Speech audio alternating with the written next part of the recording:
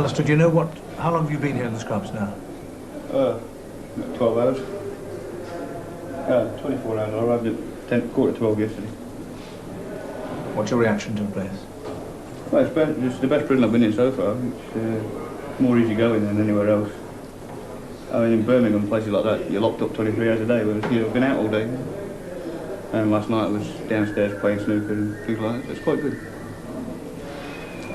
Don't feel too bad? No, I'm not too worried, really. I'd say it's not a lot different than being in the army. The pay's not so good and the leave is absolutely lousy, but it's easy enough. How long since you've been given a life sentence? Well, it was 2 weeks ago Friday, so...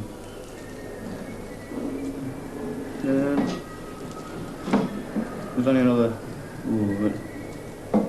14 years and 50 weeks to go.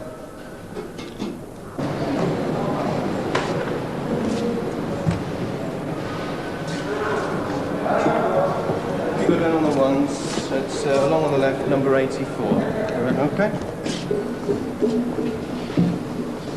So why are you actually here? What actually happened? Well, I'm in for murder, but I think there's been a mistake made myself. But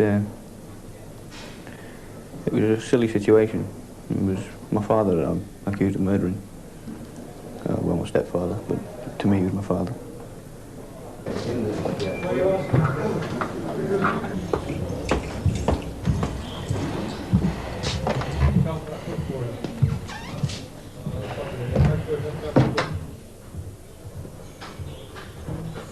Whilst you're here, you will have a personal case officer. He will make himself known to you. Now, it's also up to you to make yourself known to him. Get to know him, talk to him, and as I say, if you have any problems, sort them out with Mr. Maxwell. He will be writing your reports for your boards when they come up. And from these reports, all depends how long you do.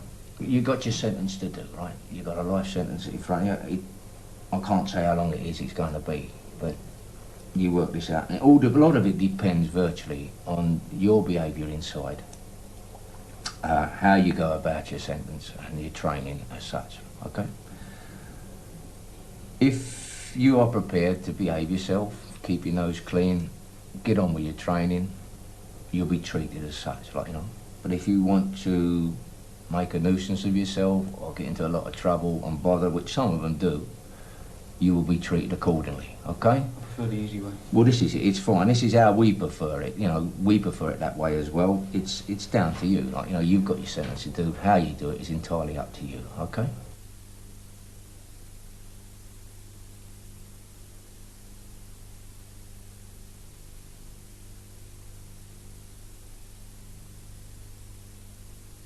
We had a dinner party for my family, like the four of us, my grandparents and two family friends. There were only the 8 of us there. And we had a nice dinner and quite a lot to drink. And the party broke up about midnight, I suppose. And me and my dad stayed downstairs talking. Initially discussing me leaving the army, which is what I was planning on doing. Because I'd had 4 years of it not getting very far. So I thought I was going to come out and see what I could do, in the business world or whatever, Anyway, about 4 o'clock in the morning, we were pretty well drunk, right? And we've always got on good together, me and my dad, really, really close. But also sort of taking the mickey out of each other, like you do. And he turned around and said, "Oh, well, I'm a lot better with a shotgun than you are." And I said, "No, don't be silly, I'm a soldier, of course I'm good with a gun. Gotta be, He said, "Well, go on, prove it then, I said, "Well, how are we going to prove it?" He said, "Well, go and get a couple of shotguns." So we both got shotguns. So I went upstairs and got 2 shotguns and we had a live cartridge each. And the idea of the game was, and it was a game, the idea of the game was to see who could load the shotgun, make it ready for firing the fastest. Well, I beat him, you see, and I said, "Well, that's it, you see, you've lost." So he said, "Well, go on then, I dare you to pull the trigger." I thought, "Well, fair enough, pull the trigger." So I pulled the trigger, bang. But I didn't know at the time my gun was pointing at him, and it hit him in the side of the head, which it made rather a mess. Well, I just threw my gun away and I went and phoned the police and waited for them to get there, and they took me down the station and arrested me.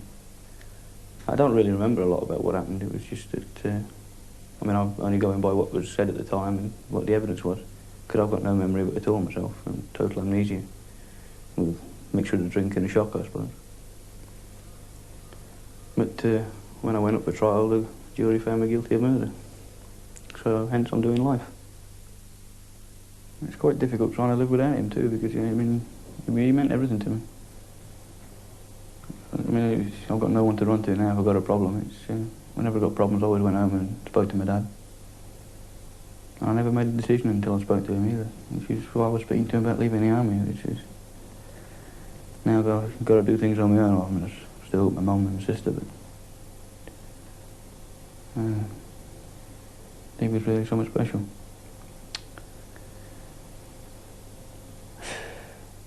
But do you think your discipline in army life is enabling you now to come to terms with a life sentence? Yeah, it's certainly helping. That's what's holding you together, because you seem very unemotional about it, restrained and controlled. No reason why you should be emotional, but... Well, there is. I mean, okay, I could be cracking up, throwing a panic. But the way I was trained, you don't panic when things are a bit sticky, because if you panic, you're going to get into more trouble. So if I just remain cool and do as I'm told, be polite, I'll get on, I'll get by. And then come the end of it, I can walk away and say, well, I did all right there. I kept my head and I'm okay. But nobody's going to benefit if I start causing trouble or throwing a panic, so it's just a question of sit back and wait for the end. But if your appeal fails, you could face some considerable years in prison as a very young man. Oh, certainly. But then there's a bright side to it. I am a young man, and I'll still be a young man when I get out. There's a bright side to everything. So it's, I mean, I'm 23 now. If I do 8 years, I'll be, what, 31? Still a young man. So there's just no problem. I mean, it's a problem being locked up, sure, but I can handle it. There's 300 people in here handling it every day, so if they can do it, I can do it.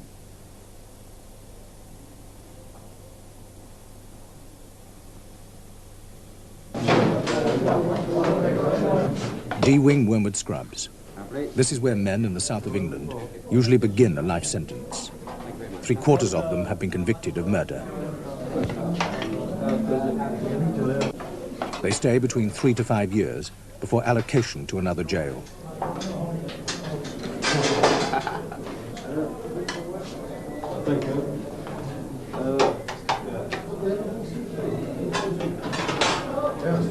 Everything a lifer does in the wing, whom he associates with, whether he conforms to the rules, how he responds to life in prison, is observed, assessed, and reported on by the staff.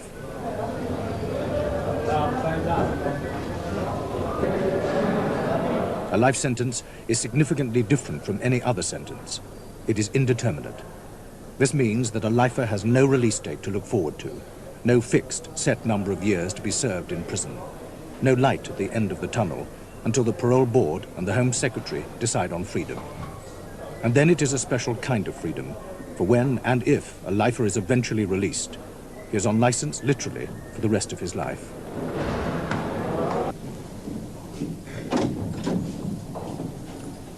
Good afternoon. Come and take a seat, please.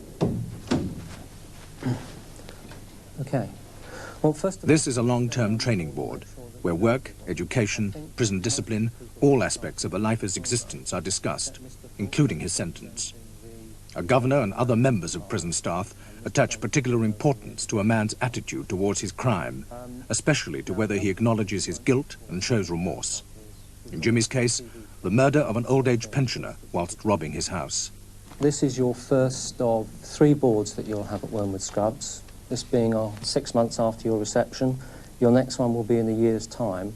And then the final one, the timing of that will be determined to a very large extent by the Home Office themselves, in that when they call for final reports, we will do your final board, but you'll be given due notice of that. All right? I'll pull no punches with you. do you appreciate that unless people are convinced over a period of time that you really have got the strength of personality to try and overcome this drink problem, bearing in mind what's happened as a result of your drink problem? Somebody lost their life. Yeah, correct, yeah. That they're going to look very, very seriously indeed at any question of you being released back into society. Yeah. You appreciate that? I do, yeah. Does your wife appreciate Yeah. it? And you say you really genuinely want to overcome it? Genuinely, yes. What have you done about it inside? I first saw the doctor when I first came in, and I was getting help in Brixton from Barbara. I can't remember her name. She was a probation officer. She was talking to me every day. And I saw the PMO when I first came in, and I put down to see the alcoholic doctor and the psychiatrist, and it was, I think, 4 months. And I've just started seeing Dr. Maggio now. But I've tried, like, every time I've been down application to see him. Yes. And eventually I got to see him. Yes. And now he's dealing with me at the moment. Yes. I see.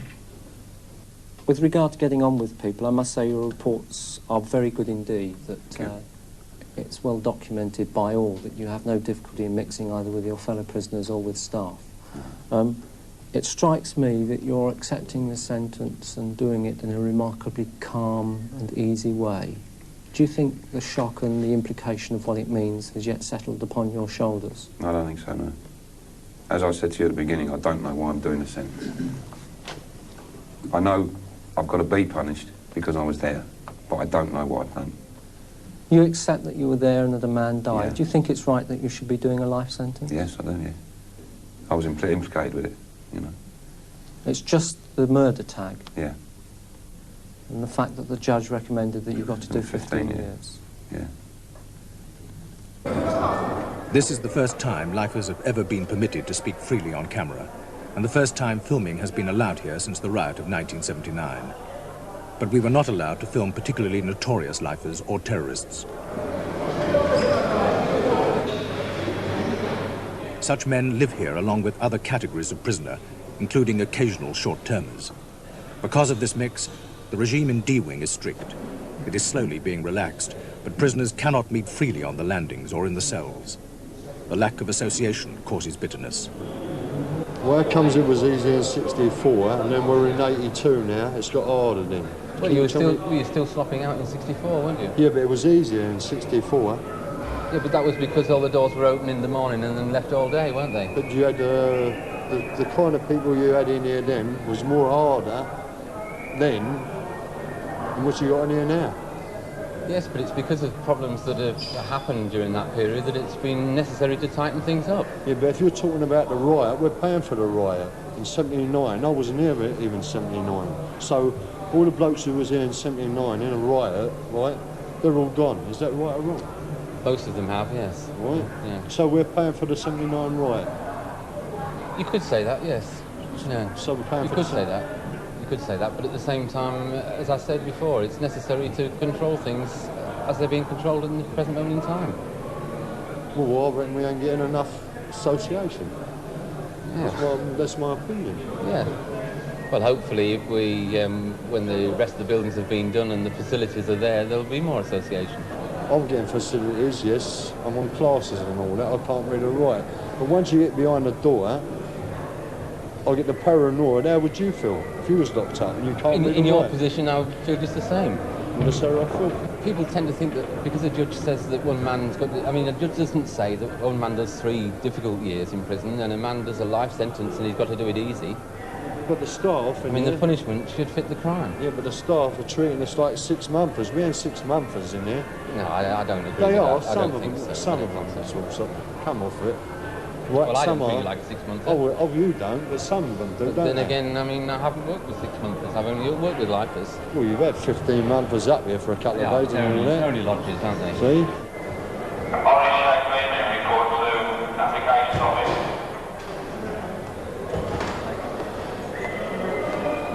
They sort of tend to have a sort of a Mr. Nice and a Mr. Nasty so that they can work one against the other with the prisoner. Unfortunately, we're up here, we're called mean and nasty, aren't we?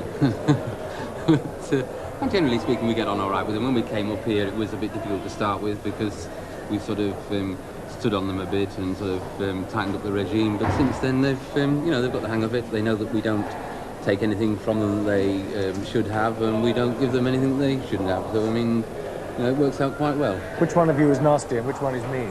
I think we're both mean and nasty at times. Would you agree? There always is the two sides. There's them and there's us, you know. But we come pretty close, you know, pretty close. We're the people they see in the first thing in the morning and last thing at night. So it's a pretty close relationship. Do you know what they've done? Do you know what crimes they're committing? Some of them.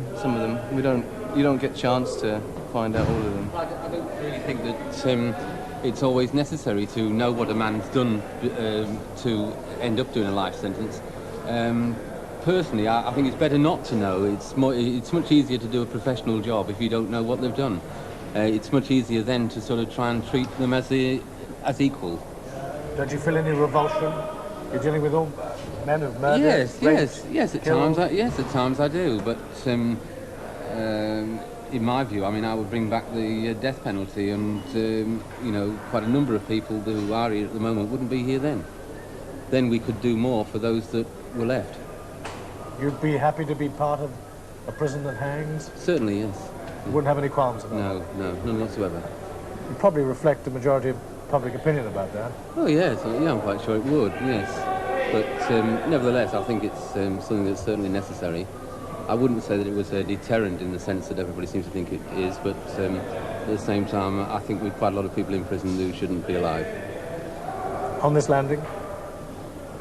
Some perhaps on this landing, yes.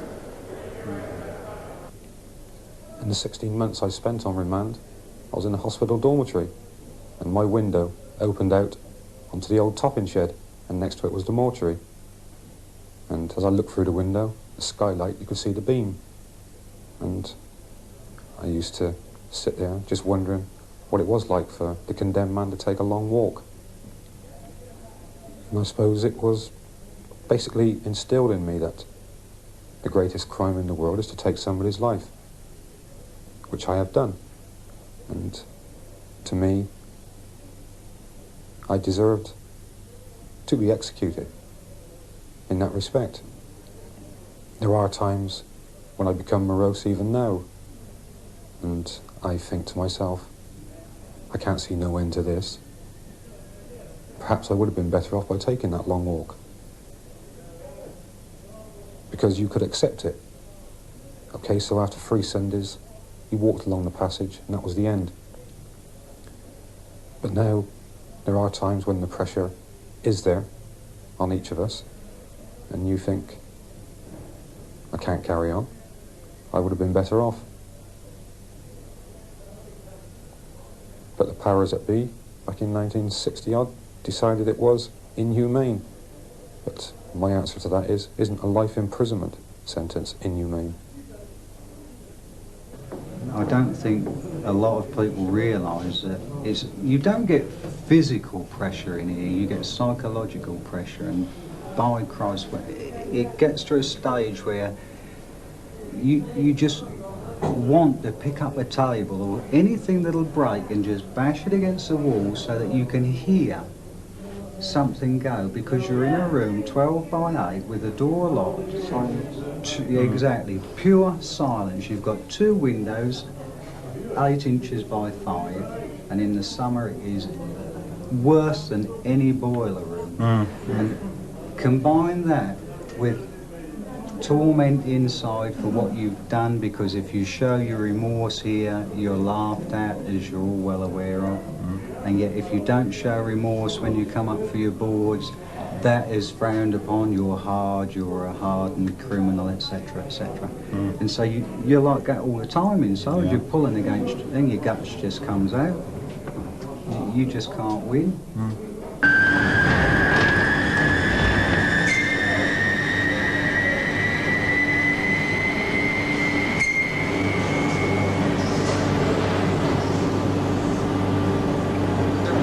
Harry, what's time?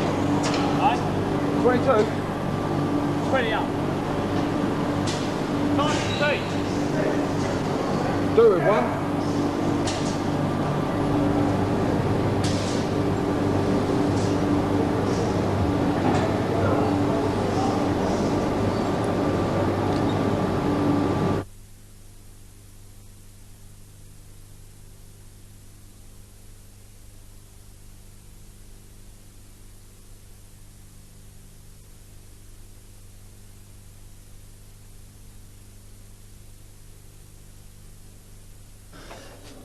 should be 65 when I come out if I do the 15. If I do an extra 5, well, I should probably finish up down in an old boys' home down late or somewhere where they put them out to turf sort of thing. But I'm too fit and mentally alert to let it worry me. I'm thankful that I've not been institutionalised as much as anybody else.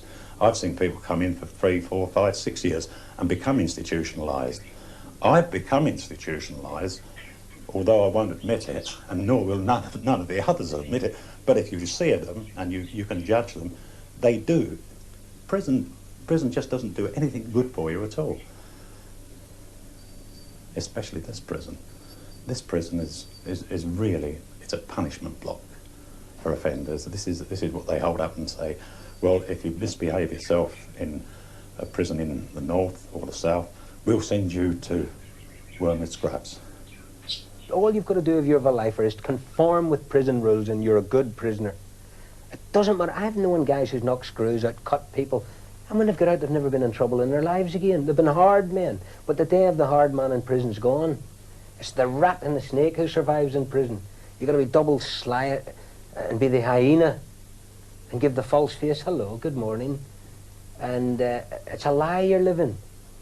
You can't really express yourself. I often feel like saying to a screw, why don't you just go and fuck yourself, you know? And when you do it, you see their face, they can't believe that you've said it to them. But there is a couple of screws here who would say, well, look, what's up, Trev? And I'm lucky, I'm on a landing where I've been very, very fortunate. The screws here aren't too bad in this landing, and that's the truth.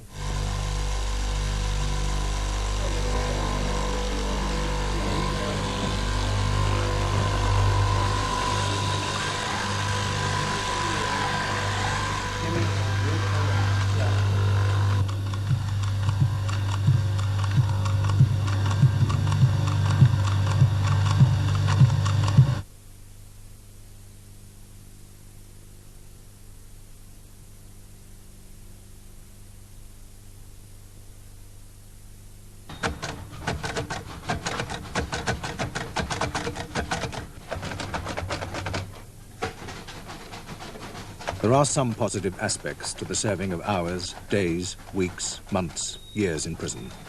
The work done here by lifers in the Scrubs Braille unit every year produces hundreds of books and literature for the blind.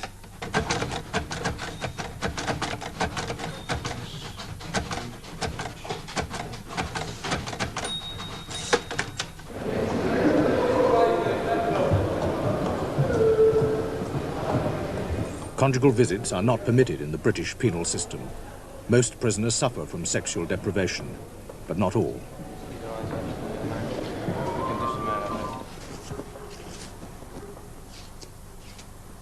I prefer to be called Linda, but I spend a lot of time brushing my hair and conditioning it and everything, because to me, my hair is important, and I just wouldn't let nobody cut me hair, you know, even if the governor ordered it, because it's just really important. I was a prostitute since I was 16. As soon as I left home, I was living with a man in Nottingham. And then since then, I've been Nottingham, Blackpool and London living with different fellas. Drinking all the gay bars and gay clubs. I prefer all the gay company to any of the others. I wear dresses on the out as well sometimes, which I prefer to men's clothes. But I wanted a sex change anyway. But while I'm in here, there's no hope of getting one. I'm attracted to men, not just homosexuals, but attracted to straight guys as well. And I've been in cells on my last sentence, and when I've had remand times in Lincoln prison before, where I've been in a cell with another person and they've not been gay at all. But they turned gay before one of us have left the cell, you know. It's just that I've got the figure and the hair and everything, so it's just, there's a big demand for people like me in the prisons. But years ago, an homosexual, or puff as they call them, wouldn't be entertained on the wing. They'd be rejected by the inmates. But of course now it's sex offenders that's rejected, and it's gay people who are really accepted in the wings. But to cut down homosexuality in prisons, I think they ought to have rubber dolls, which would certainly help to prevent homosexuality. Why have you got this life sentence? For the attempted murder. Can you tell us something about that? Attempted murder of a police officer in a siege. And I was drugged up and drunk at the same time. That was because I was taking an overdose, and I had the shotgun upstairs anyway. So the siege picked up from there, you see. So really, is all I was doing is taking an overdose. My affair, he went back to his ex-affair, who he lived with before he come with me, and I let him go, you know. What happened during the siege? Did anybody hurt? Or? One detective was hit in the throat, just under the skin of his throat, with one pellet from a 12-bore shotgun. There's 300 pellets approximately in a cartridge, so it's not attempted murder. I was drugged and drunk. I don't even remember firing the shot at all. And then one was fired in the bed, or upstairs, 2 stories higher than the first shot, and one was fired in the floor. I don't even remember them. Did you make any demands during the siege? £1 million in helicopter. Where were you going to go in the helicopter? Well, I don't know. I don't know why I was even asking. But the money kept reducing, coming down and going up, and I even asked for a bottle of Pernod as well in the end. How did you give up the siege? I woke up on the bed in the morning with the shotgun there, and the police had the place surrounded, and I threw the shotgun out the window, as they directed. You were given a life sentence for that? And I was given a life sentence. How long do you expect to do? About 10 years, I think. But that's only because it was a police officer. How long have you done? 2 years, 4 months. But I'll have another 18 months in this prison, and then I hope to go to Maidstone, where it's a smaller population. You hope to get through these 10 years reasonably well? Yeah.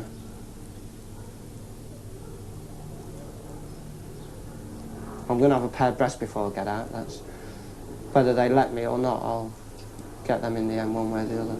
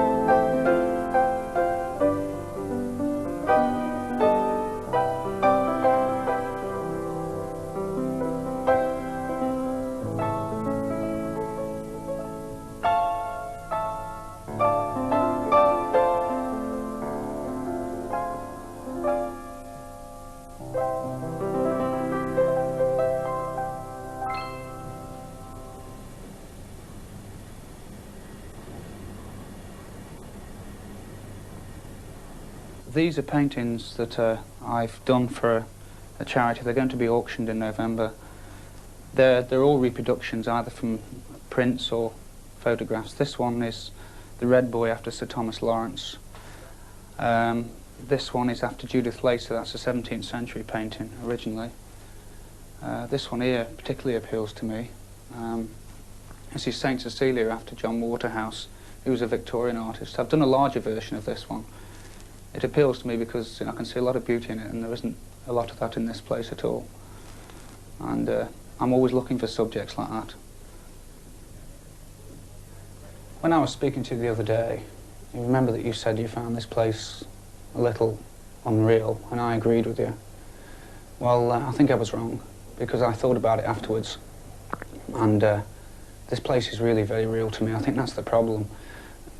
To the public, this place is unreal, and it's understandable. The public doesn't want to see a reflection of itself in this place, and it's very difficult. It creates barriers. There's no bridges, it's all walls, and it's very difficult for everyone. My father died while I'd been in prison, and nobody told me. So I went back to my hometown, and I couldn't stay at my mother's because I'm the black sheep of the family. So I went to stay with this chap who had invited me to stay with him. But one of the conditions of my staying there was that I indulged in homosexual activities with him. And I couldn't respond because I'm not homosexual. I didn't hold it against him because he was.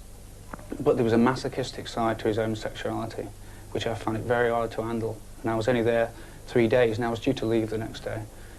And we had a serious argument about his life and about my life, because they were both in wrecks, because he'd been married and I'd been married. And we were arguing, and I threatened him. And he said, and I said, I'll let you if you don't stop. And he said, no, I want you to hit me. And he planted the seed, and the seed grew. He went through to the bedroom, and it's pretty frightening now even talking about it, I've got to admit it. And he called me through, and I went through to the kitchen, and I picked up a hammer that was on the side. I've lived that night 1,000 times, and as far as I can remember, I was going to threaten him with it. That and no more. But somewhere between the kitchen and the bedroom, I went over the top. He saw me come in. He must have known what I was about to do, and either through shock or fear, or both, he just lay there. And I struck him with the hammer on the head. I never heard any sound at all. I never heard anything. I felt alienated from it, if you like. It was almost as though I was standing back and watching somebody else do it. I felt a great deal of fear, but I couldn't relate to the situation at all. I was alien from it. Anyway, I hit him more than once. I don't know how many times I hit him. And I heard a crashing sound. I thought it sounded like a vase smashing, but it was his skull hitting the wall. And so I seemed to snap out of it, and I went back next door, and he was making a lot of noise because he wasn't dead, and I couldn't understand why he wasn't dead, and I went back through and switched the light on and saw what I'd done. The one thing I can never forget is the smell, because his brains were exposed. In fact, they were over the wall, on the bed, on the floor, and me. And I wanted to run. I wanted to get away. But I couldn't leave him. He was fighting for his life, and I couldn't leave him. That was it. So I went back next door, and I picked up the phone, and I phoned the police. I said, I've just killed somebody. He wasn't dead, but that's what I said. I remember the woman's surprise at the other end of the phone. And I found out afterwards that she was a trainee, and it must have really frightened her. And she said, you just stay where you are, you know, don't go, just stay where you are. And I couldn't stay. I couldn't stay because I could hear him next door, and I couldn't stay there. I couldn't take any more. And I ran down the stairs, and I went out the back and over the fence and started to run. There must have been a police car in the area because he came up. And by the time I thought, well, where am I going to go? So I came back. And as I came back, the police officer was coming back down the stairs. And he met me. He'd just seen what I'd done upstairs, and he met me. He was coming down for his first aid equipment. It must have terrified him, because I was covered in blood. And he'd just seen that upstairs. And I because I was myself then, as it were, as near as I could be, under the circumstances, I said to him, don't, it's okay, don't be afraid. Because I knew he must have been afraid. He was nearly crying. And he was a man that knew me.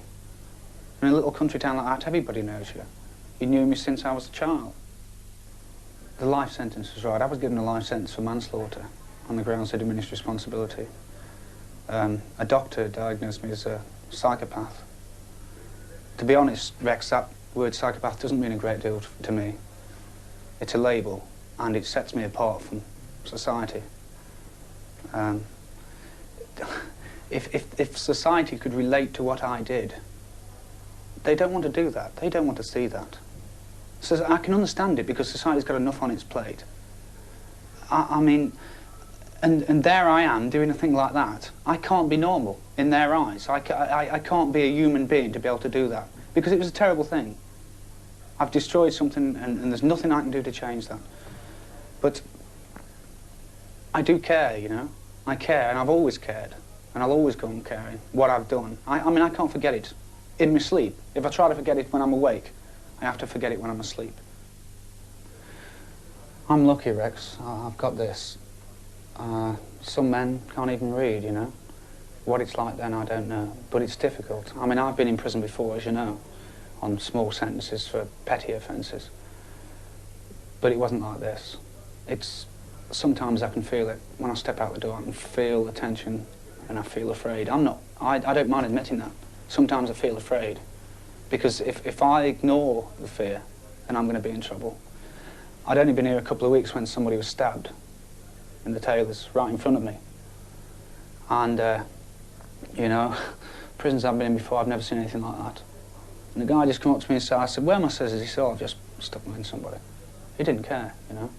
I'm not saying that is an accurate picture of the men in this wing. There's a lot of good men in this wing. I've got friends in this wing, people who I'd be happy to call friends. But there are one or two who I like to avoid. It's not a case of judging, it's a case of survival.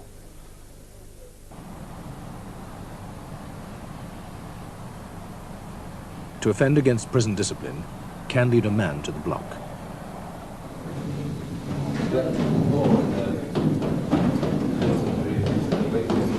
Here are punishment cells and a segregation unit. This houses inmates who have asked for protection or are considered too dangerous for normal location.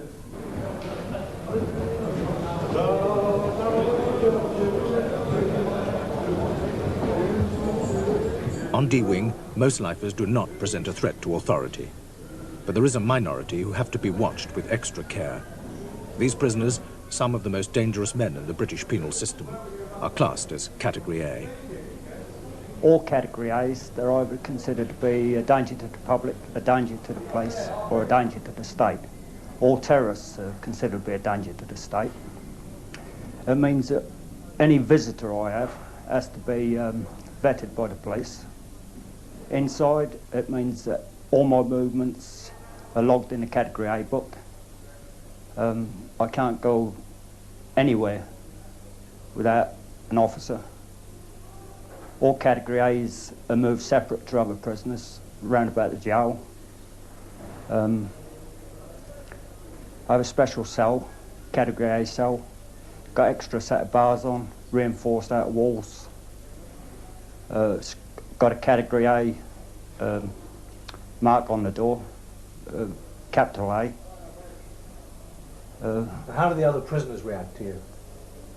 Well, other prisoners are sometimes advised not to associate too much with Category A prisoners. Category A prisoners are considered to be subversive, troublemakers and that type of thing, you know. Have you ever been violent or subversive? I've been a bit subversive because I advise other inmates of their rights in prison and means and ways around the regulations, things like that. But what about violence? Yeah, I've been violent in prison and in other institutions that I've been in.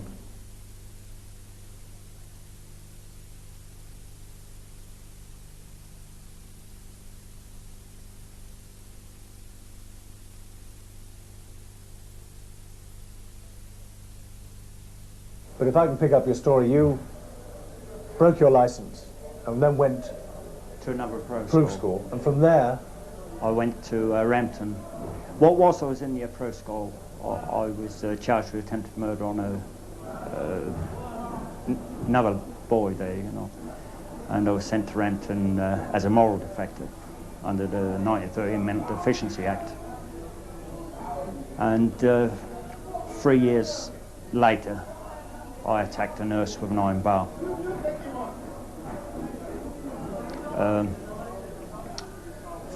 For which I received a 20-year restriction order from the assize court, the judge. And that wouldn't ended until next year.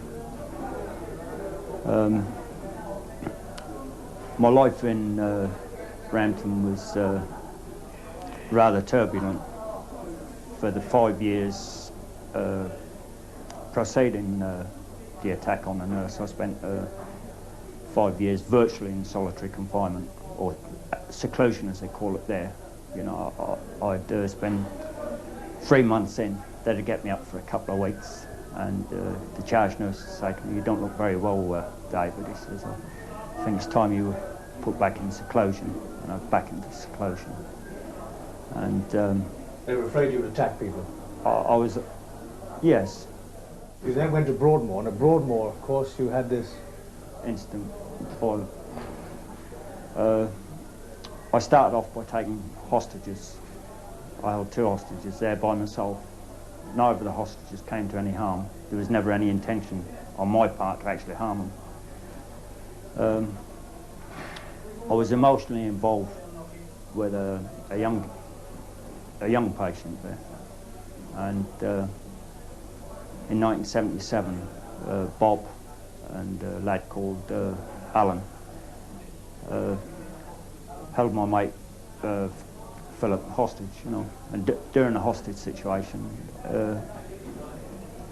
Alan actually raped him. And a few weeks later, when Alan came out of seclusion, he actually came up to me and bragged what he was doing, what he'd done, you know. So when I actually saw Maudsley, or Bob, I asked him exactly what happened, and Bob confirmed that during the night Philip was raped. So I said to Bob that it was my intention to kill Alan for what he'd done. And over a 3-month period, I actually planned the whole thing out. You know, got to remember that this actually happened in a maximum security ward, you know, equivalent to a block in prison. And on a Saturday morning, following a football match, we actually took Francis hostage, if you like, hostage, you know, but barricaded the door up, and over a 2 or 3 hour period, I assaulted him a few times, kicking him in the ribs and things like that. Well, at the actual time, I knew precisely what I was doing.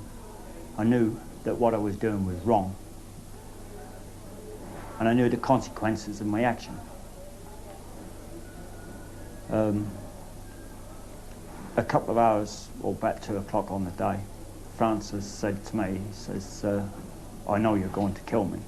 Get it over with, you know." And Bob said, or I said to Bob rather, I said, "Pass me the garrote."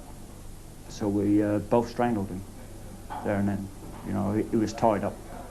We tied his hands to his feet so he couldn't move. And after strangling him for about a minute, I said to Robert, I says, "He's dead," you know, because he urinated, all the muscles relaxed, the lot went. And I believed he was dead, you know. I even checked his pulse, and I said to Bob, I said, "He's got no pulse, he's dead," you know. And Bob wasn't satisfied that Alan was dead, you know. So he strangled him again, and he put 240 volts from a record player lead through his chest, you know. And we covered him up, and about 9 hours later, I summoned the nurse who was outside the room. I said, "This is a murder case." How could you do such a thing? Such an evil thing to this man? I don't know. I don't know to this day. You know, it's it was an horrendous thing to do, you know. Possibly because I know what violence feels like, because I've had extreme violence used on me, You know, I nearly lost. After I attacked the nurse in 1963, I had extreme violence used on me, persistent violence, you know, systematic. So, and I nearly lost my life. Doctors thought I was dying. I had a ruptured kidney, and I was black and blue head to toe, you know. So, in some ways, I've become accustomed to violence, you know. I knew what violence was all about. You know, I'd seen violence around me all the years I spent in Rampton. And it was an everyday occurrence to me. I was living with very violent men. I've had many labels attached to me over the years, you know, from being maladjusted, moral defective, and eventually a psychopath. I dispute the fact that I'm a psychopath. I accept the fact that I have a personality disorder. But I don't believe personally that that personality disorder amounts to psychopathic disorder. Certainly not within the definition of the Mental Health Act, you know, because all the doctors agree on one thing, that I'm not treatable, that I don't suffer from a treatable disorder. And it's my argument that if I'm not treatable, then I don't actually suffer from a psychopathic disorder, you know. It's a personality disorder. What I'm actually doing, I'm bearing my soul, you know. I'm standing naked before you, really.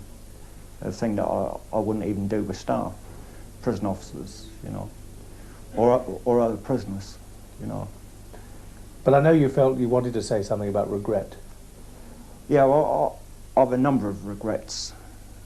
I deeply regret the suffering I've caused to others, even though at the time I thought I was justified in what I did, you know. But there can be no justification for taking another man's life. I'm very ashamed of the disgrace and shame I brought on my own family, you know, because there's many victims, you know. There's not only the person who lost his life, there's all his family, they're all victims. There's all my family, they're all victims. And last but not least, there's myself. I'm a victim. I'm a victim of my own actions. You know, I'm also a victim of the system. I've spent 23 years inside. Another regret of mine is that I haven't led a normal life. I don't know what it is to lead a normal life, you know. I've never married, you know. I'd like to have married. I'd like to have had children. I'd like to have brought the children up and watch them growing up and do the things that fathers do, you know. But that's something that I'll probably never experience, you know, and I'm very sad about that. Do you think you'll ever be released? No, I don't. You know, from where I'm sat now, I accept the fact that if I am ever released, I'll probably be an old man and infirm. You know, I can't see the Home Office accepting that responsibility, and I have to admit it'd be a terrible responsibility for anyone to accept to release me.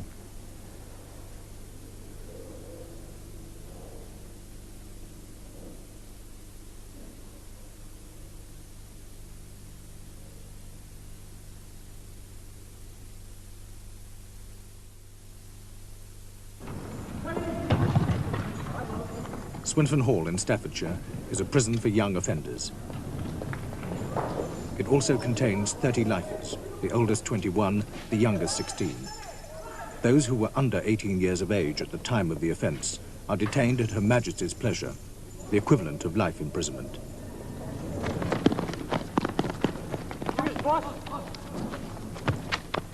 There is an unusual degree of care and concern by prison staff for these young people, whose crimes can range from murder to arson, from rape to assault. There are educational facilities up to A-level standard, work training schemes, and sport.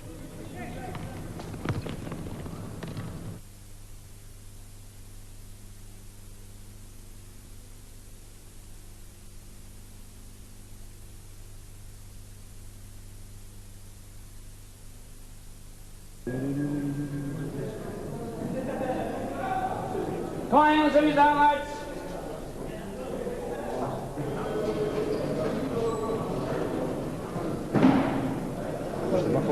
Yep. Good, mate. Go on, lads. Let's have you down.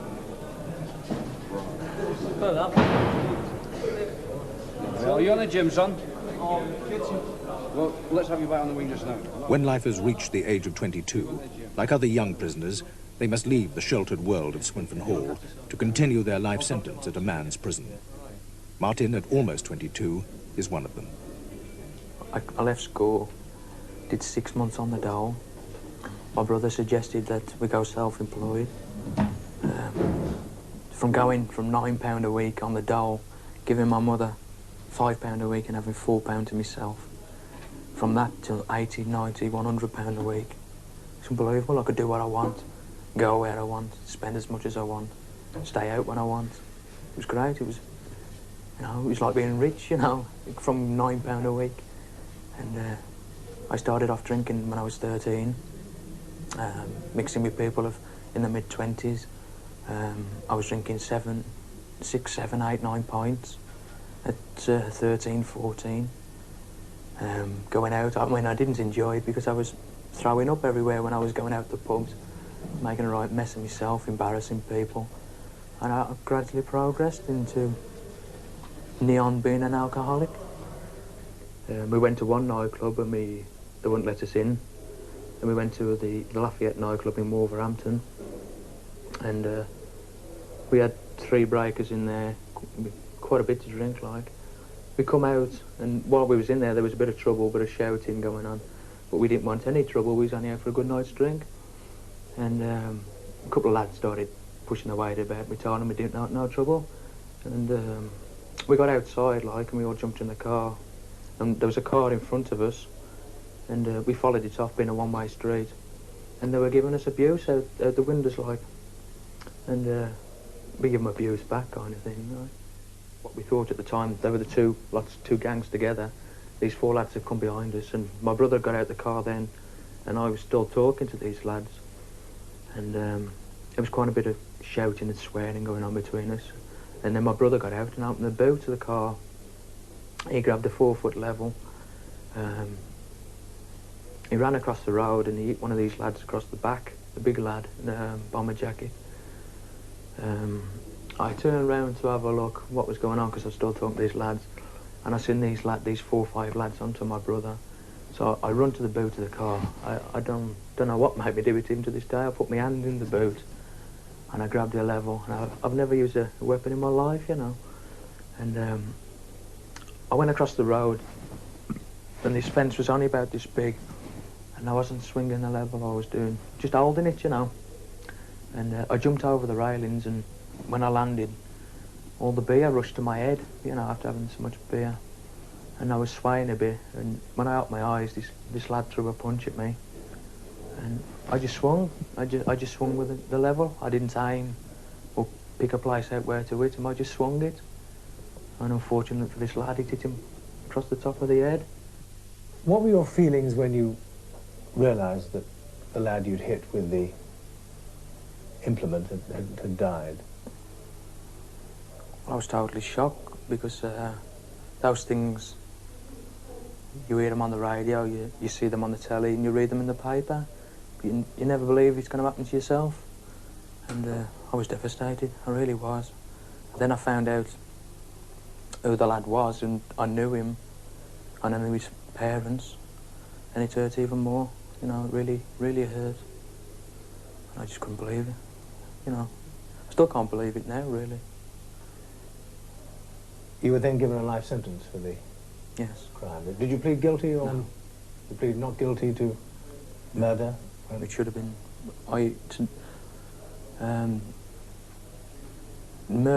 Murder was, no, life for murder was wrong, but life for manslaughter would have been right. It's not the sentence that bothers me, it's a principle of the thing. I mean, we never went out with the intention of killing that lad. What we done was wrong, a lad died, and I accept that, and I accept a life sentence for it, but it's a principle that we did not go out to kill that lad. Manslaughter would have been the right charge, if you like, and the right conviction, and a life sentence given for that. But a life sentence given for murder was totally wrong, in my opinion. But you're leaving tomorrow, aren't you?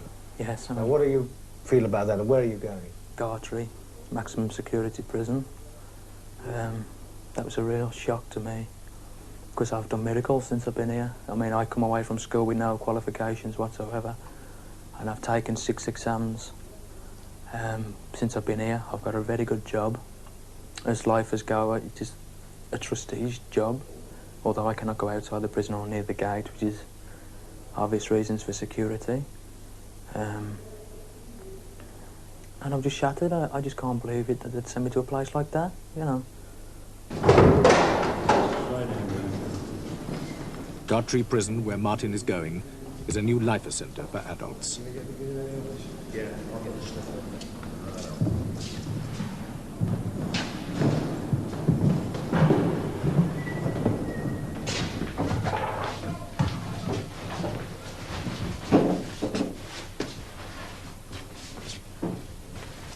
Pop your shirt on.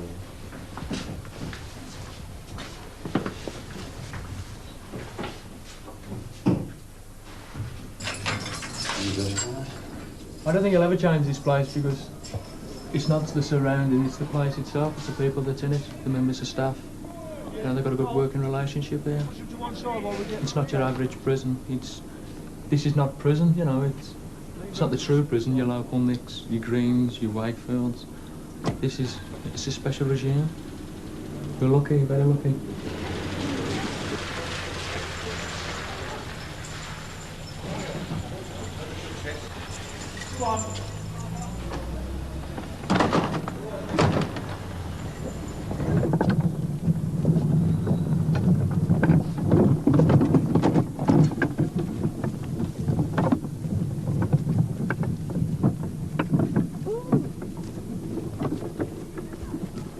Just call me Dobbin, love.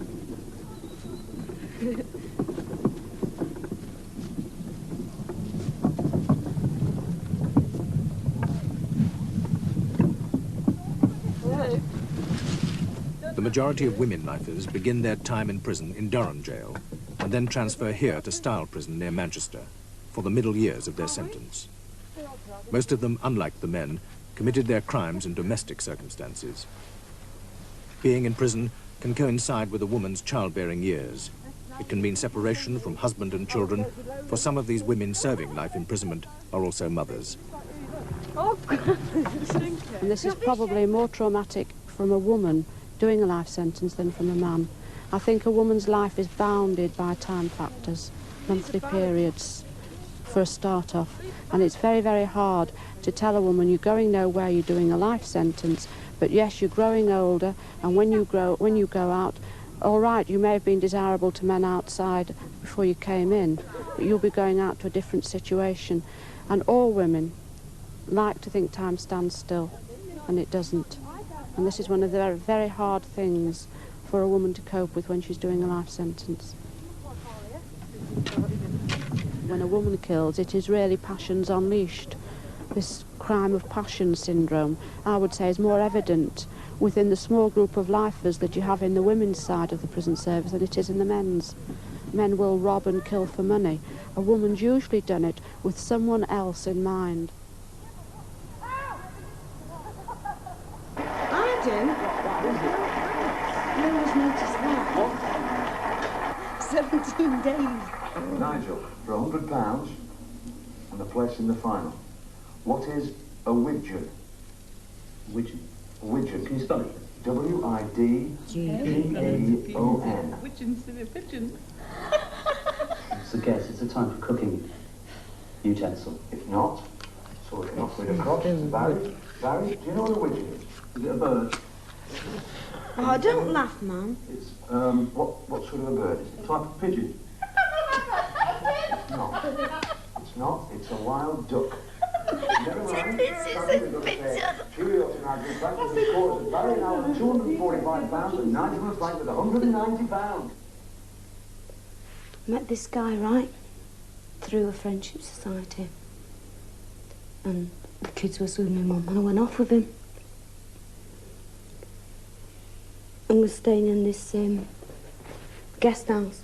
When the money ran out, right, he says, we'd have to do some burglaries. So I said, yeah, all right. We was doing burglaries, and with the money we got, we was just staying in different guest houses. Didn't look for work or anything like that. Then, what I'm in for, this old lady. We were actually in the house, and she had this safe, and she wouldn't open the safe. So I took her upstairs and battered her head in with a building brick.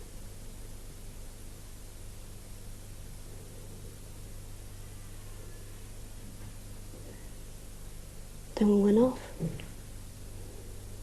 to this guest house in, I think it was in Blackpool, this one.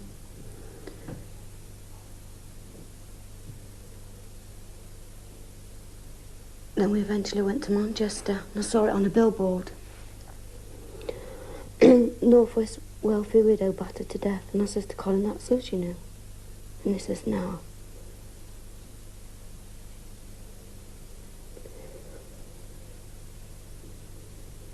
I think I went to Scarborough after that.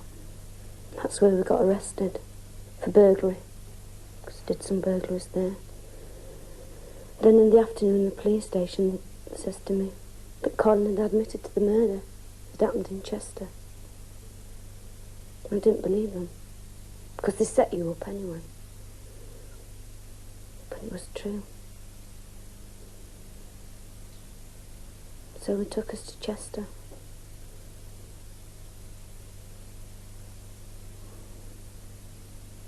I was charged with murder.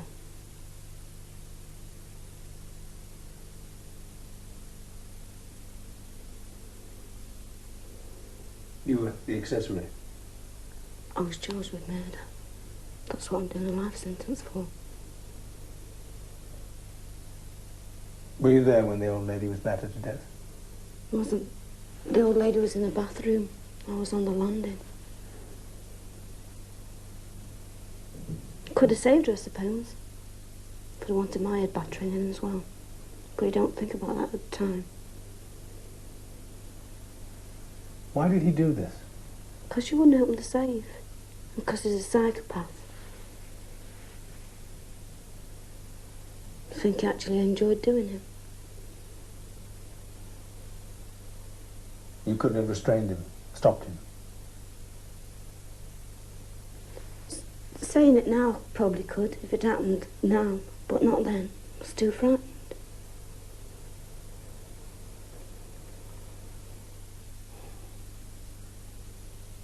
Just getting involved with a complete stranger. Being gullible, just believe anything anyone tells me. Still do. And when I don't say promise, promise. No confidence.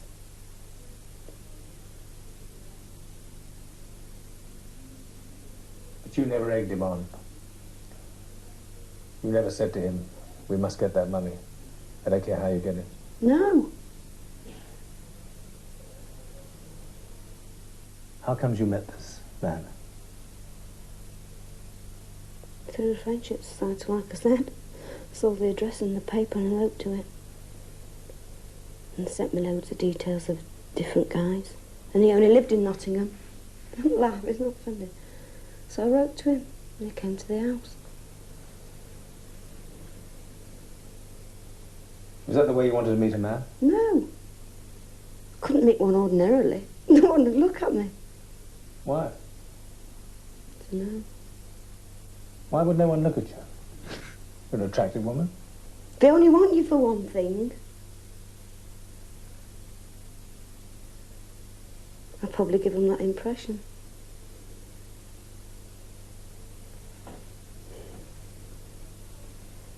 So you met him? Some sort of character you met?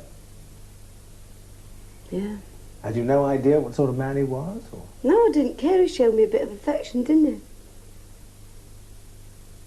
Doesn't take much to please me. How are they supposed to judge if you're fit to be let into society again?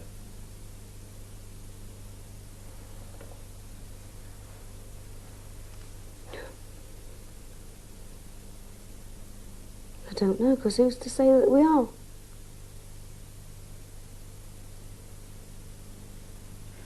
Because they don't really know us anyway. They only know us by reports and things that they do on us.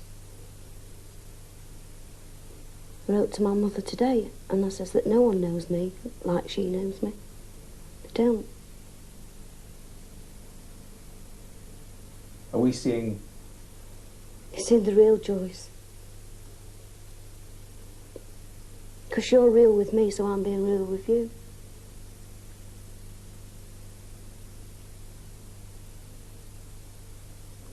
The real Joyce isn't loud. Just come over like that, 'cause I'm shy in a way.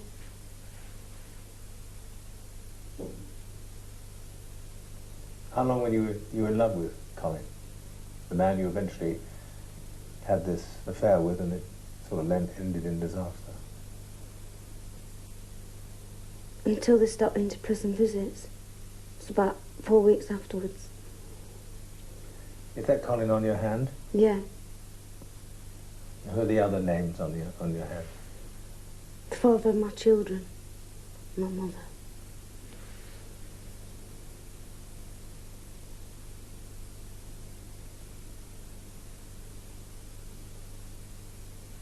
But this place has been a sort of... You managed to get through the 6 years.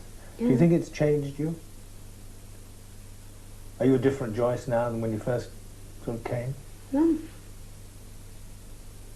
I think I had a lot of things in there.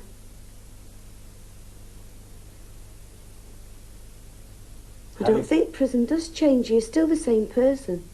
It's all right saying, oh, let Joyce out. She's really changed. She's so nice. No, I'm not. I can be nice.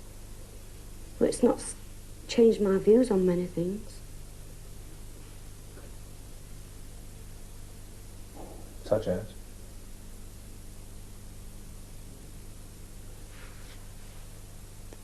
Prison. Prison officers. There's us and them.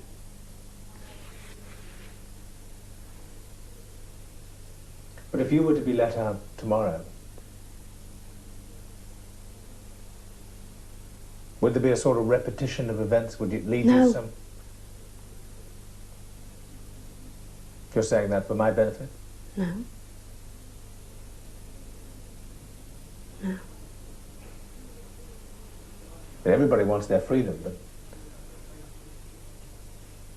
I want to see my children.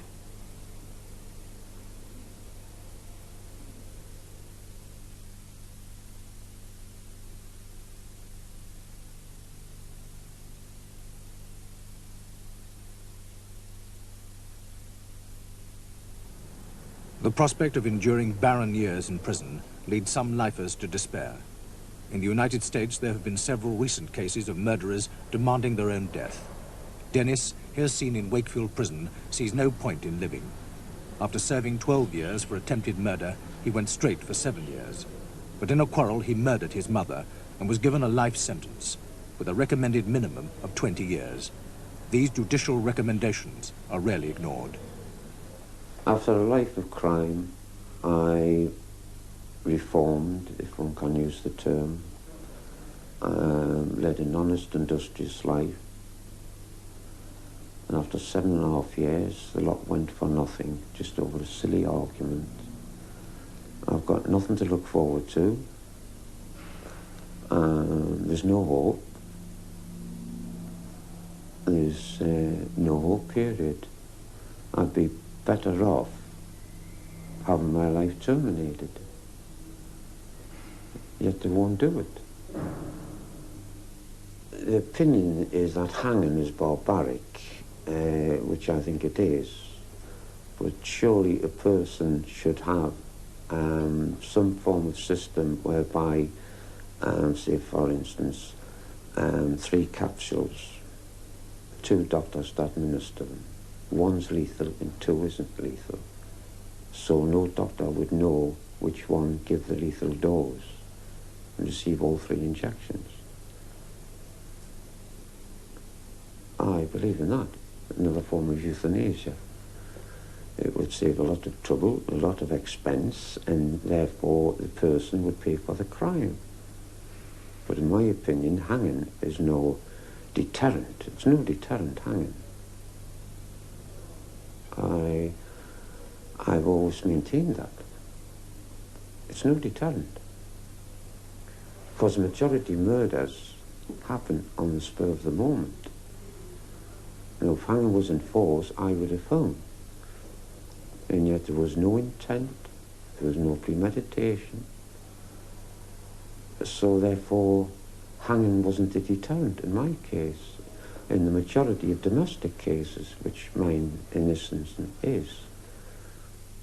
I don't know the figures, but there must be about 1,500 to 1,600 lifers at the moment.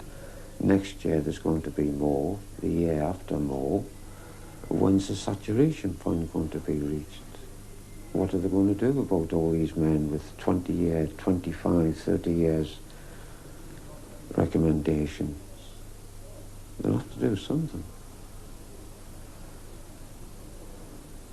So why don't they do it now?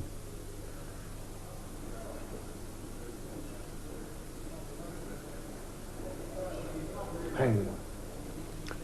Or bring in euthanasia.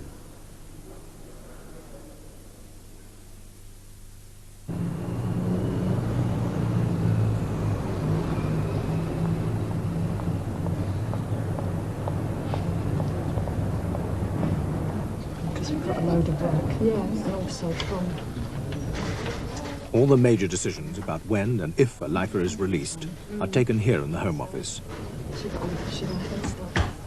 His file contains the record of his journey through the lifer system.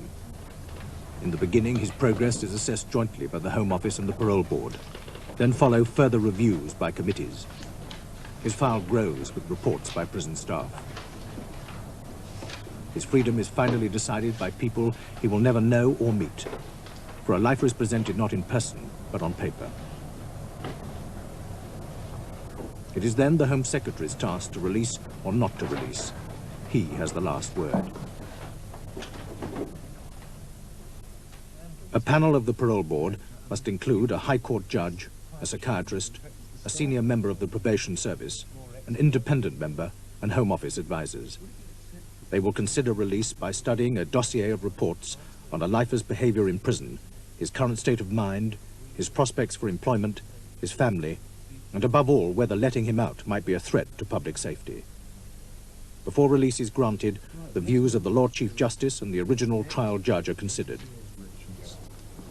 This is a 33-year-old man who's served 7¼ years. He pleaded guilty to murdering his father, stabbed him with a knife after an argument. The independent member presents this case. A bitter relationship between father and son over many years.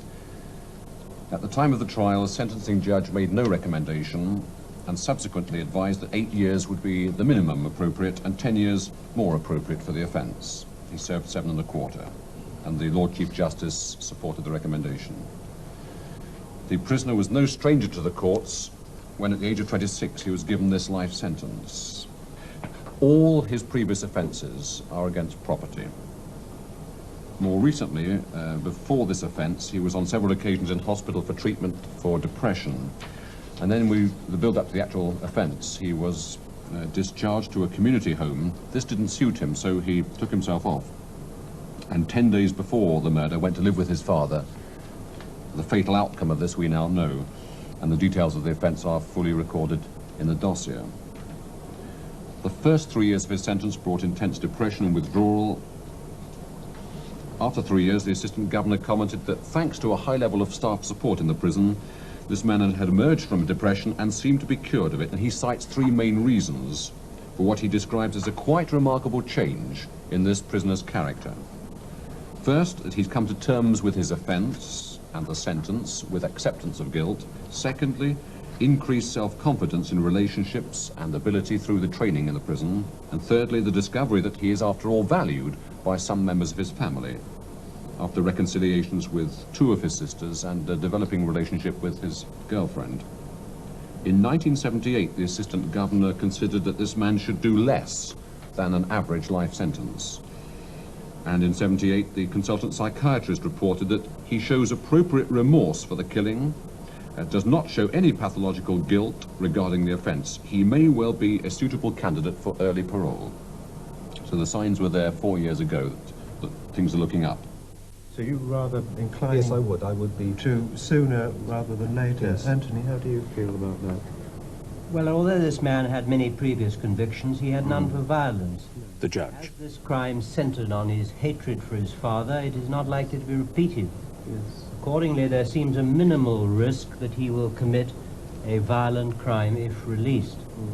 He's rightly, in my view, going to be tested in open conditions, and I agree with the proposal that he be referred to the local review committee at some period after his arrival there. I had thought 12 months appropriate, but I would like to hear what the prison department say. I think that it's tempting to say give him a date for release and a transfer to open conditions. The psychiatrist and chairman of the panel. The date for release would be, as it always is, subject to satisfactory behaviour. Mainly to put him on the spot. Yes. And say, OK, now look, here's the deal. Well, does he get that when he goes to open? I mean, what is he expecting when he goes to open? I fear this man may not think much at all. He's been in so many institutions, including psychiatric hospitals, that this will just be one more move. And I think I'd like to make some point to it and say, I would like him to know, certainly, that here's the last offence. Is not the 9 months, going back to a point we considered in another case, just a little encouragement, hint to him that he has a very good chance of getting out. And this is an instance where I would say we should do the unusual and say a review after 9 months. I got down 6 months, actually, but I know that was being slightly well, naughty we're because advised that's not sufficient for them to get a good view of the man. Then our settled view, I think, is more or less this, that he is transferred to open conditions, but he's reviewed not a day later than 9 months after he arrives in that prison. Expedition is what's needed here, isn't it? Thank you. You've got it all, Colin. Thank you. So now we're going to go on to another case with a lady colleague.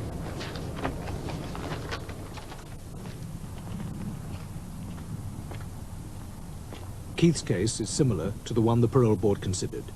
He was given a life sentence for the murder of a member of his family. Having begun in a maximum security prison, Keith has progressed through various stages and various jails and is now approaching his last lap to freedom. For this is Ley Hill Open Prison near Bristol. Can you go any further? No, it's as far as I can go. Out of bounds over there. Not difficult to escape though, is it, if you want to? Not really, but chances are there if you want to take them up. There's no way I'd do it. Too much to lose? I think so. And there's, once you get caught, there's no way you're going to get out, I don't think. You get one chance and I think that's it. How do you feel? How long have you been at Ley Hill? 5 months, thereabouts. 5 months this week, I think it is. It's long enough, I think, for this place. They say it's to help break me back into society, but I haven't been anywhere, I haven't seen anybody, I just exist from day to day. It's like any other prison, really. And the fact that you've got a fence around you instead of a wall doesn't make that much difference. You're still held back, aren't you? Or you're going to get away from the fact that it is a prison.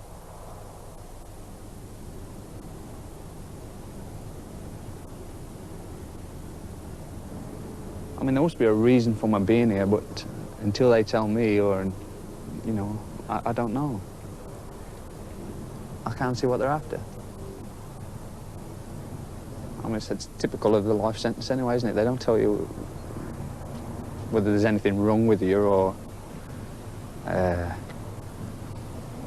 you know, if there is something wrong with you, what you've got to do to correct it. It's just trial and error. Wait until they decide and say, yeah, we think you're okay, you know, you're not going to go out and recommit a crime. And that's it. It's in existence. It's got to come to an end sometime, isn't it? As I always say, you either walk out and they carry you out. There's two ways about that. I look on it as like, it's like a carrot, isn't it?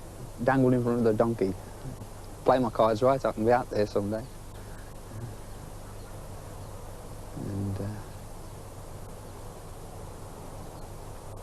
it's going to come in time.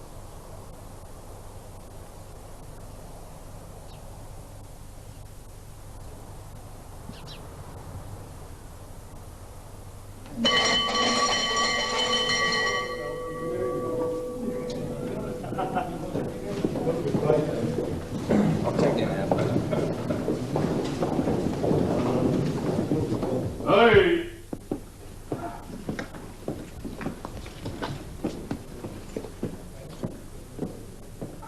People think this is a very easy place to be a prisoner, but it isn't. It's extremely hard. And without being too cold-blooded about it, I'm delighted that they have to deal with a considerable amount of worry, anxiety, pain, and distress. They're certainly going to meet this on release. There isn't any long-term prisoner in the country who is prepared for release. And I would say that as a flat statement without qualification at all. Nobody is ready for release. It's a shock.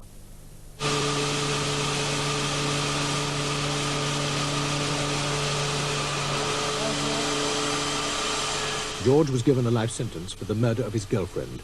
That was 10 years ago. He's just been informed that after 18 months at Ley Hill, it's time for a day out.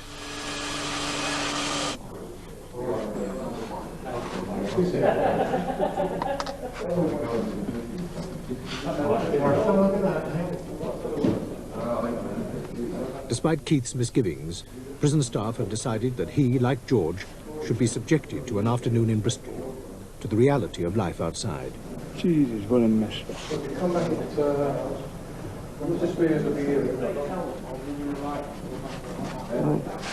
First time.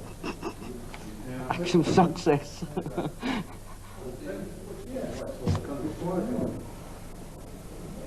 How did you try to die? Can't remember.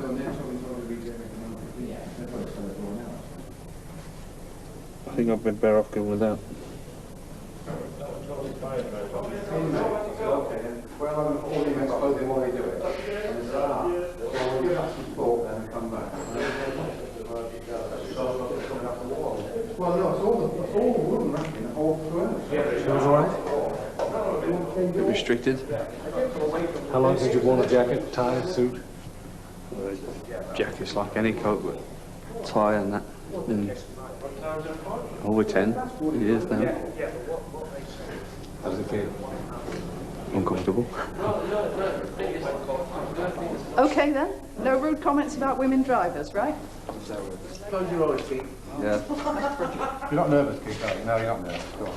No, I just look like You've just all told him about my... Keith will be accompanied by an assistant governor and George by a senior prison officer. Right, what's that? How much are they? The first one's telling you how much you're paying, Yeah. how many litres you're getting. That's the price per litre, and the end one's telling you how much you're spending on it. But we want it full up, so just keep going, and it'll cut out automatically when the tank's full.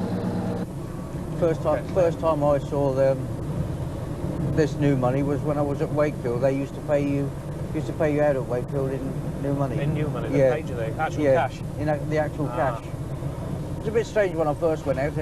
everybody was taking the mickey, like saying, oh, look, there's a cow and there's a car and something like that. Does it seem funny being in a car?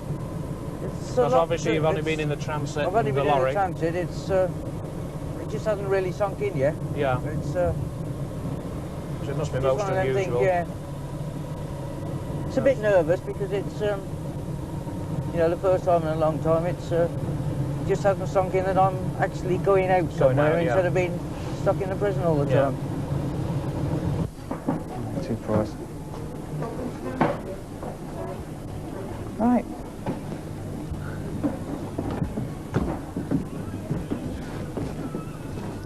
Let's have a look at the old fees then.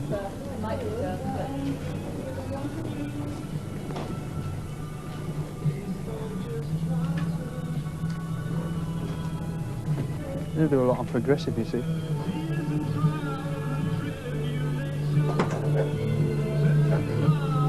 It's all after my age group. Yeah, he's going over more, isn't it?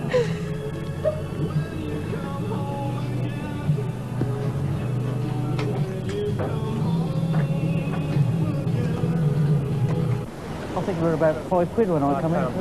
As I said, this is a reasonably cheap shop. So I think I'd better stop inside myself. It's cheaper to be in. It's cheaper to be in there than in here, out here. £17, £9.99. Just get a pair for nothing, don't you? Well, yeah. yeah. Actually, yours far better quality. Yeah, if you want to get a better pair for nothing, I think. See, once you've seen something you're interested in, you go over to the desk and you ask one of the receptionists over there. Give them the number. And you give them the number and they'll give you the details and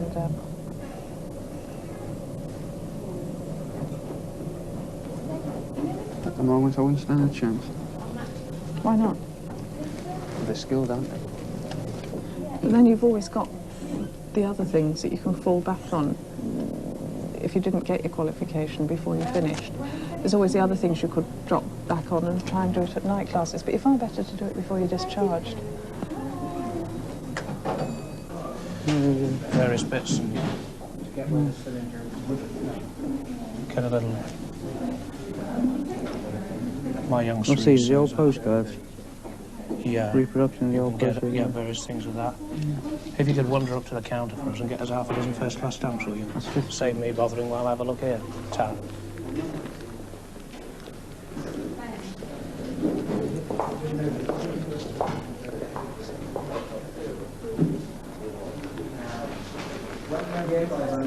Six first-class stamps, please.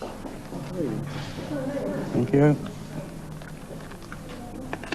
Right, thanks a lot, Tal. Yep, Tal.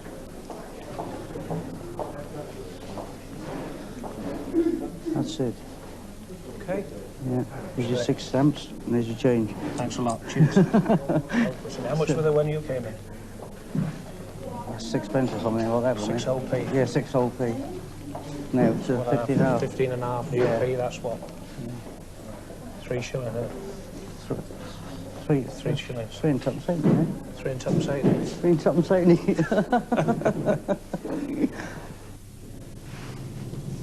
How do you feel this day has been, Roy? Absolutely fantastic.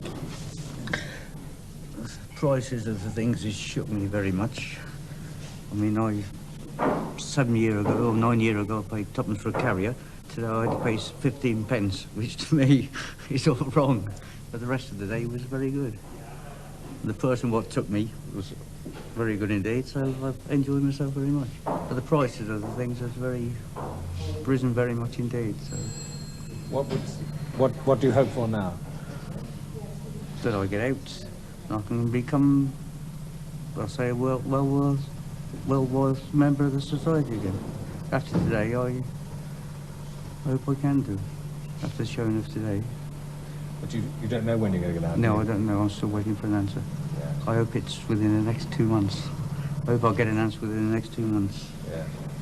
But, otherwise, it's all right.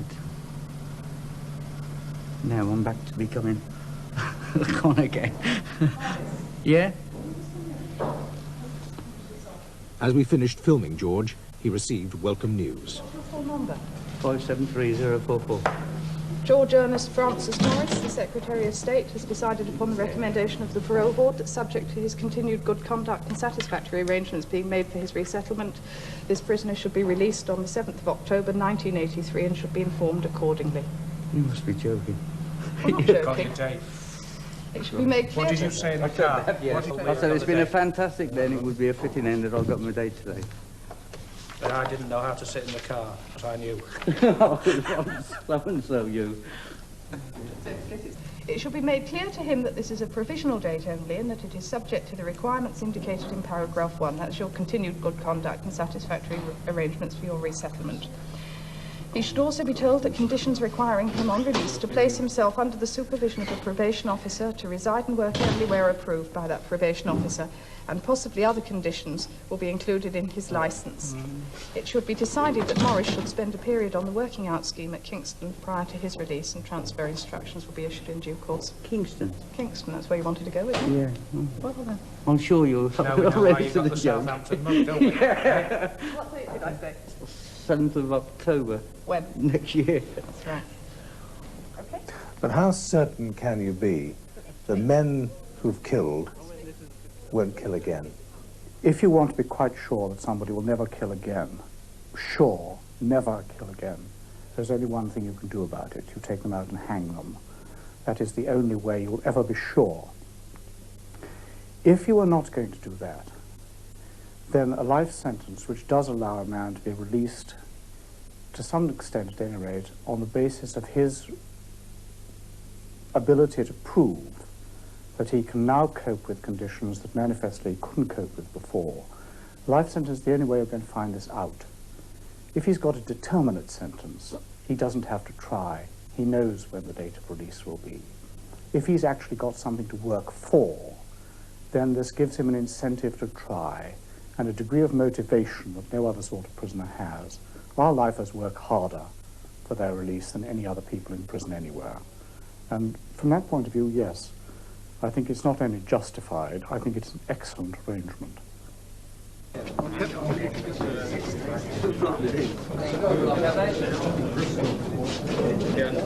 When Keith eventually gets his date of release, he, like almost all other lifers, must spend 6 months based in a hospital attached to a prison.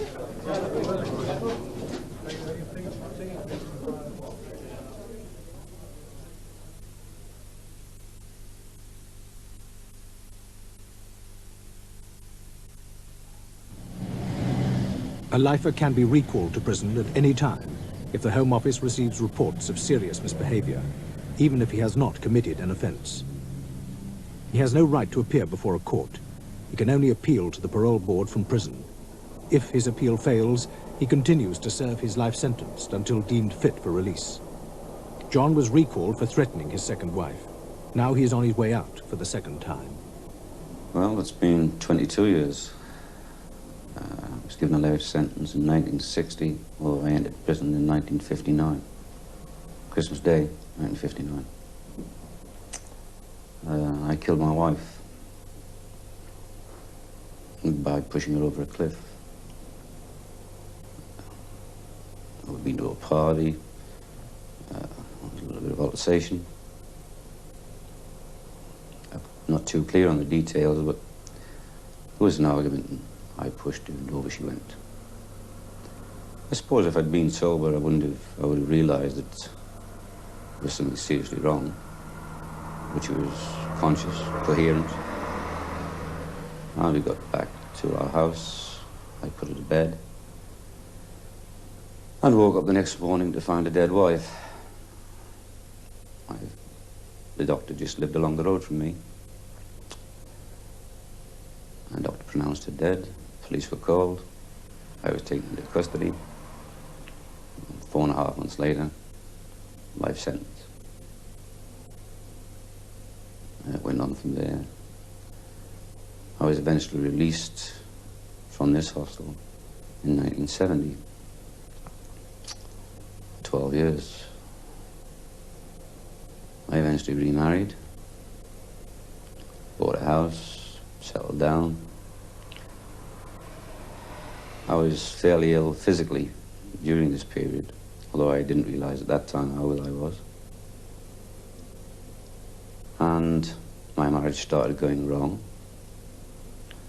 The probation service were called in, and I was recalled to prison in 1974, November. Here I am on the hostel again, 1982. Another 8 years. 20 years in all. I was never charged with any criminal offence on recall. I don't argue the case for recall.